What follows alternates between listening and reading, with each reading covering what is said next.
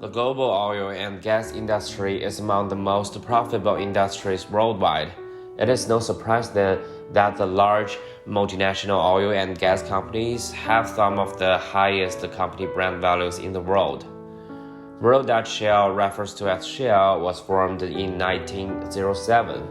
As a global integrated energy company, Shell's core business include oil, natural gas, core chemical production, and renewable energy development.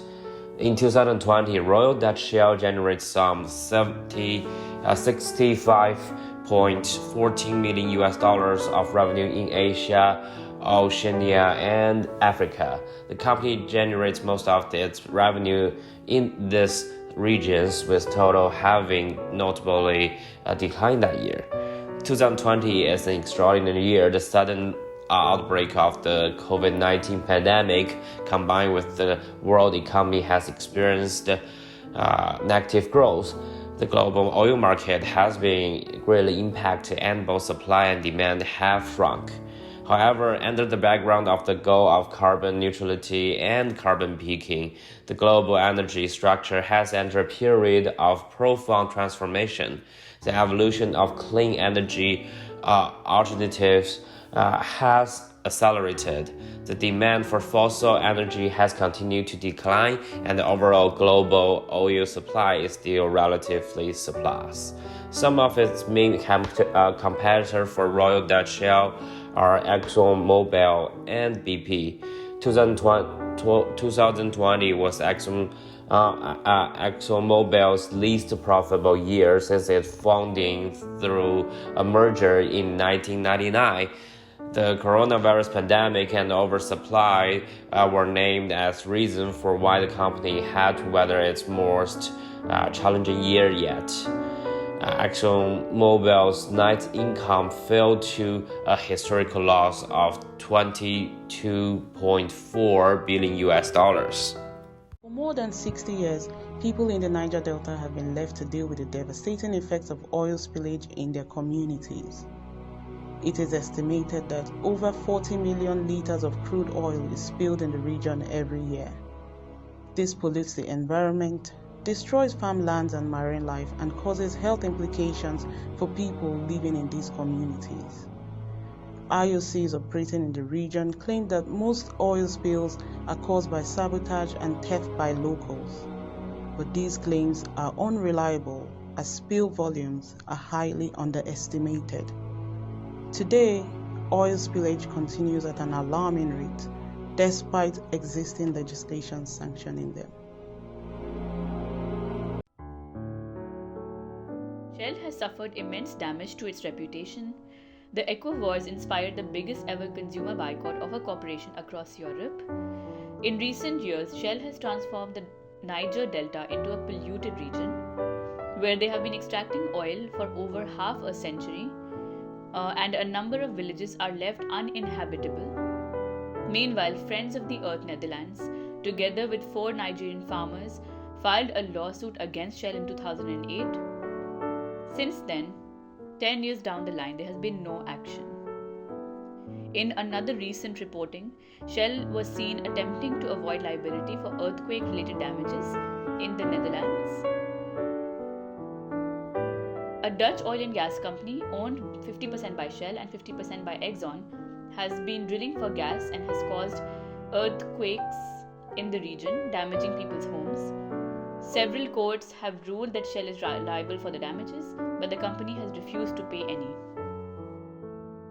In defining the problem, we have observed that Shell has reported 10,010 oil spills all over the world since 2011. This has caused a significant negative impact on the brand image and perception in the consumer's mind. As a marketing researcher, the way we approach the problem is to first clarify the problem, which is the continuous oil spills that happen across the globe cause severe damage for human life and to the image of the brand itself. And we define the goals, which in this case is to rebuild the image of the brand to a more sustainable brand which is centered around its consumer and is more green friendly. When we identify the root cause of the problem, we talk about improper disposal of wastage, lack of maintenance, carelessness of the management in the region, and not practicing waste removal processes, and having low consideration for the legal, ethical, and social implications in the region where the oil drilling or the waste disposal takes place. When we go about solving the problem, we would need to develop an action plan whereby we identify the research audience, which consists of existing consumers, potential consumers, shareholders, affected countries, authority, and industry experts. We gather primary data such as focus groups, interviews, questionnaires, surveys. We also speak to experts at hand. The marketing research model to be employed here is the problem-solving research that includes segmentation research, product research, pricing research, promotional research, and distribution research. The research aspect that we will be focusing on is the promotional research in this case, that will help us identify the statistics that show decrease in market share and the impact of negative conversation about the brand, customer feedback, testimonials, the attitude of potential and existing customers based on the impact of environment caused by the brand. To mitigate this issue, we suggest a corporate environmental responsibility approach whereby Shell can work on rebuilding their image by collaborating with other organizations that are doing great work in terms of promoting environmental sustainability. We will gather secondary data through qualitative methods such as research papers, news articles, government publications, public sources, technical trade journals, financial statements. And for quantitative research, we will be focusing on focus groups, in-depth interviews, financial statements. As we have come up with the hypothesis for the research design is selected as conclusive research model, and under that we plan to follow the descriptive research. Given the characteristics of the research, insights gaining from exploratory research might not be verified or quantified.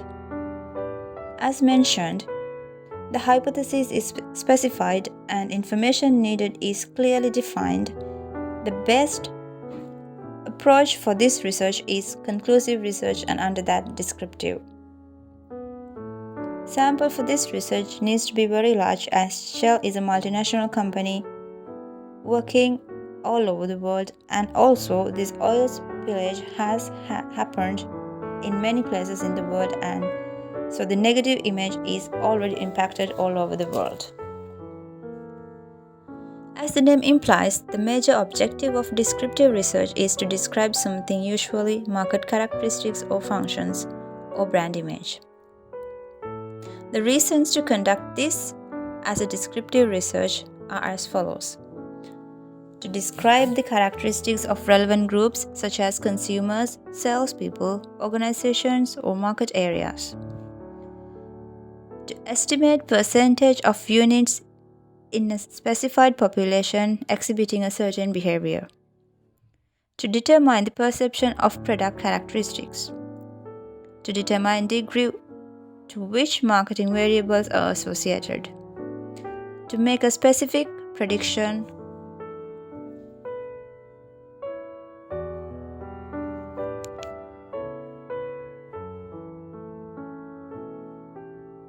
For this research design, we have come up with a questionnaire model. For that, we have come up with few questions that could be included in our questionnaire. These questions are as follows: what do you like about our brand? What don't you like about our current brand identity? Are there any particular objectives that we need to work on our brand? Frequency of visits, age and demographic and preferences, frequency of consumption and competitor products, consumer choice criteria. Also, we have figured that the sampling process and sampling size for this research has to be systematically set up with a target audience. Is it done? As for the secondary data sources, we have identified research papers, news articles, other companies' previous incidents and experiences in the similar scenarios. The next step for the research is to analyze data that have been gathered. This could be done in two ways. Quantitative analysis. Quantitative analysis mainly targets usefulness of the data and the interviews that a researcher has had with the participants of the project. Content analysis. It includes analysis of the books, articles, journals, case studies, legal briefs undertaken and periodical analysis. Once the data is being analyzed, next steps are the execution of action plan and evaluate results. As an end note to the research design, it is crucial to emphasize that the process needs to go on with continuously improvement.